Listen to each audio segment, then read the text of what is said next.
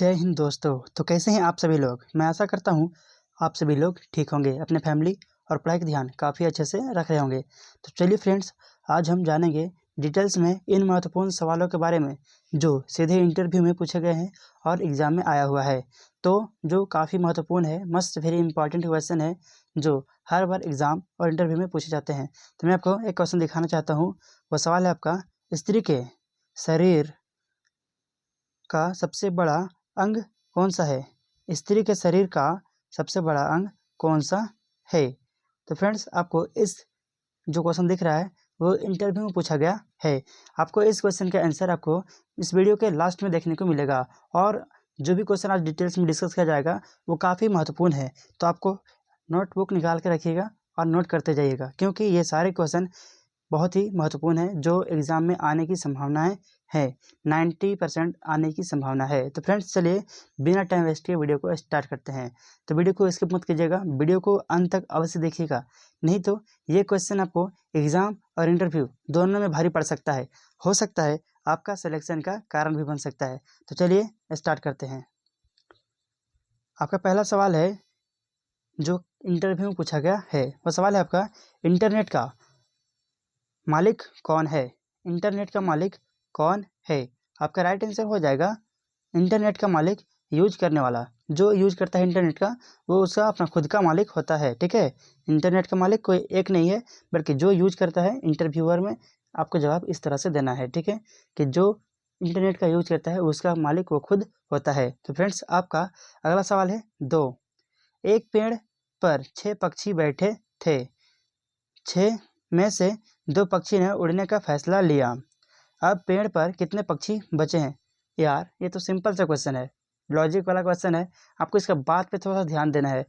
पहले बोल दिया कि सिर्फ उड़ने का फैसला लिया है, ना कि उड़ा है। तो आपका राइट आंसर हो जाएगा, पेड़ पर 6 पक्षी बचेंगे, क्योंकि बाकी 2 पक्षी ने केवल उड़ने का फैसला लिया है मगर उड़े नहीं है। ठीक है, तो आपको इसमें समझ में आया होगा। तो चलिए आगे देखते हैं।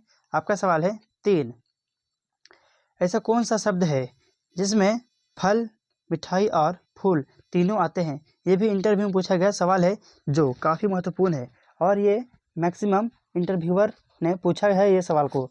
तो सवाल क्या था आपका, ऐसा कौन सा शब्द है जिसे फल, मिठाई और फूल तीनों आते होंगे। तो आपका राइट आंसर हो जाएगा, गुलाब जामुन। गुलाब जामुन, गुलाब जामुन, गुलाब जामुन बनाने का तरीका। ठीक है, ये तीनों आते हैं नाम। फ्रेंड्स, आपका अगला सवाल है, 4 ऐसा वह कौन है जो भिखारी नहीं है लेकिन पैसा मांगता है, लड़की नहीं है पर पर्स रखता है, पुजारी नहीं है लेकिन घंटी बजाता है। ठीक है, आपको ये सवाल इंटरव्यू में पूछा गया है जो काफ़ी ट्रेंड में था ये क्वेश्चन, और बहुत ही महत्वपूर्ण है। तो आपका राइट आंसर हो जाएगा, कंडक्टर। आपने बस में देखा होगा, जब आप बस में सफ़र करते हैं तो कंडक्टर आपको देखने को मिलता है। तो फ्रेंड्स, वही है। ठीक है, आपका राइट आंसर क्या हो जाएगा, इंटरव्यू में सही जवाब का होगा कंडक्टर है, जो कि भिखारी नहीं है फिर भी पैसा मांगता है। ठीक है, लड़की नहीं है फिर भी पर्स रखता है, पुजारी नहीं है फिर भी घंटी बजाता है। इसका किसका काम है, तो वो कंडक्टर का काम है। तो आपका राइट आंसर हो गया कंडक्टर। तो चलिए आगे देखते हैं। आपका सवाल है, 5 वो क्या चीज़ है जो पानी गिरने के बाद भी गीली नहीं होती है। ऐसा क्या चीज़ है जिसमें अगर पानी गिर जाए तो वो गीला नहीं होता है। तो आपका राइट आंसर हो जाएगा, आपकी परछाई। आपका जो परछाई है, आपका जो परछाई है, जो पानी गिरने के बाद भी वो गीला नहीं होता है। ठीक है, परछाई में अगर पानी गिरा भी दिया जाए तो गीला नहीं होता है। तो फ्रेंड्स, आई होप आपको समझ में आ रहा होगा। तो चलिए आगे देखते हैं, और भी आपको महत्वपूर्ण सवाल देखने को मिलेगा। तो आपका सवाल है, 6 एक केले को बिना तोड़े या काटे 3 हिस्सों में कैसे बांटा जा सकता है। एक केले को बिना तोड़े या काटे 3 हिस्सों में कैसे बांटा जा सकता है। तो आपका राइट आंसर हो जाएगा, ये सारे इंटरव्यू में पूछा गया है। तो आपका तरीका अलग होना चाहिए कुछ इंटरव्यू पर को अपने तरफ अट्रैक्ट करने के लिए। तो आपका राइट आंसर दीजिए आप इस तरह से, शेक बनाकर, यानी कि केला के जूस बनाकर आप केले को 3 बिना काटे, बिना तोड़े बांट सकते हैं 3 हिस्सों में। ठीक है, तो चलिए आपको समझ में आ गया होगा। तो चलिए आगे देखते हैं। आपका सवाल है 7। ऐसा कौन सा रूम है जिसमें कोई खिड़की या दरवाज़ा नहीं दिया जाता है? ऐसा कौन सा रूम है जिसमें कोई खिड़की या दरवाज़ा नहीं दिया जाता है? आपका राइट आंसर हो जाएगा मशरूम। क्या मशरूम एक ऐसा रूम है जहाँ ना खिड़की और ना दरवाज़ा दिया जाता है। तो फ्रेंड्स चलिए आपका सवाल है 8। आप ठोस सतह पर आप ठोस सतह पर अंडे को किस तरह से छोड़ा जाए कि यह क्रैक ना हो? ये इंटरव्यू में पूछा गया सवाल है जो काफ़ी महत्वपूर्ण है और मैक्सिमम इंटरव्यूअर ने इसको पूछा है। ठीक है, हर बार आपको देखने को ये सवाल मिलेगा ही मिलेगा। सवाल क्या है आपका? आप ठोस सतह पर अंडे को किस तरह से छोड़ा जाए कि यह क्रैक ना हो या टूटे ना? तो आपका राइट आंसर हो जाएगा ठोस सतह अंडे से नहीं टूटेगी। आप इसे किसी भी तरह छोड़ सकते हैं। ठीक है, ठोस सतह पर आप अंडे को किसी तरह से भी छोड़ सकते हैं बट अंडा नहीं टूटेगा। तो फ्रेंड्स चलिए आगे देखते हैं। आपका सवाल है 9 जो काफ़ी महत्वपूर्ण है और यहाँ से आपको कुछ क्वेश्चन एग्जाम में आया हुआ दिखेगा जो काफ़ी महत्वपूर्ण है। तो सवाल है आपका, नर्मदा नदी का अधिकांश भाग भारत के किस राज्य में बहता है? नर्मदा नदी का अधिकांश भाग भारत के किस राज्य में बहता है? तो आपका राइट आंसर हो जाएगा, आपका सही जवाब होगा ए मध्य प्रदेश। मध्य प्रदेश में अधिकांश भाग नर्मदा नदी के बहते हैं। तो फ्रेंड्स चलिए आगे देखते हैं और भी आपको काफ़ी महत्वपूर्ण सवाल देखने को मिलेगा। तो आपका सवाल है 10। इनमें कौन केरल को तमिलनाडु से मिलाता है? इनमें से कौन केरल को तमिलनाडु से मिलाता है? ये यूपीएससी में पूछा गया सवाल है, पीटी में। ठीक है, तो आपका राइट आंसर हो जाएगा पालघाट। सी, पालघाट तमिलनाडु से केरल को मिलाता है। तो फ्रेंड्स आई होप आपको वीडियो अच्छी लग रही होगी, आपको इसमें नॉलेज मिल रहा होगा। अगर आपको इसमें थोड़ी भी नॉलेज मिली है तो वीडियो को लाइक कर दीजिए और आप हमारे चैनल में नए हैं तो चैनल को सब्सक्राइब कर लीजिए ताकि आपको डेली इस तरह की वीडियो सबसे पहले आप सभी तक पहुंच सके। तो फ्रेंड्स चलिए आगे देखेंगे जो और भी महत्वपूर्ण सवाल है और एग्ज़ाम में आने की संभावना है। तो चलिए आगे देखते हैं। आपका सवाल है 11। भारत में पहली बार स्वर्ण मुद्रा किसने चलाई थी? भारत में पहली बार स्वर्ण मुद्रा किसने चलाई थी? तो आपका राइट आंसर हो जाएगा यूनानी ने। किसने? यूनानी ने स्वर्ण मुद्रा सबसे पहले चलाया था भारत में। कौन? यूनानी। आपका अगला सवाल है 12। इंडियन स्टैंडर्ड टाइम और ग्रीनविच मीन टाइम में कितने समय का अंतर होता है? इंडियन स्टैंडर्ड टाइम और ग्रीनविच मीन टाइम में कितने मिनट का अंतर होता है? तो आपका राइट आंसर हो जाएगा, आपका सही जवाब हो जाएगा, ये भी यूपीएससी पीटी में पूछा गया सवाल है। तो आपका राइट आंसर हो जाएगा बी, 5 घंटा 30 मिनट का अंतर होता है। कितना? 5 घंटा 30 मिनट का अंतर होता है। तो फ्रेंड्स चलिए आगे देखते हैं। आपका सवाल है 13। विश्व का सबसे बड़ा लौंग उत्पादक देश है? विश्व का सबसे बड़ा लौंग उत्पादक देश कौन सा है? तो आपका राइट आंसर हो जाएगा इंडोनेशिया। इंडोनेशिया में सबसे ज़्यादा लौंग का उत्पादन होता है। तो फ्रेंड्स चलिए आपका सवाल है 14। चेरी नारा कॉफ़ी किस देश में उगाई जाती है?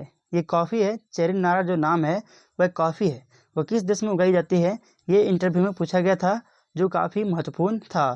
तो आपका राइट आंसर हो जाएगा, आपका राइट आंसर हो जाएगा कैमरून। कैमरून एक देश का नाम है जहाँ चेरी नारा कॉफ़ी का उत्पादन किया जाता है।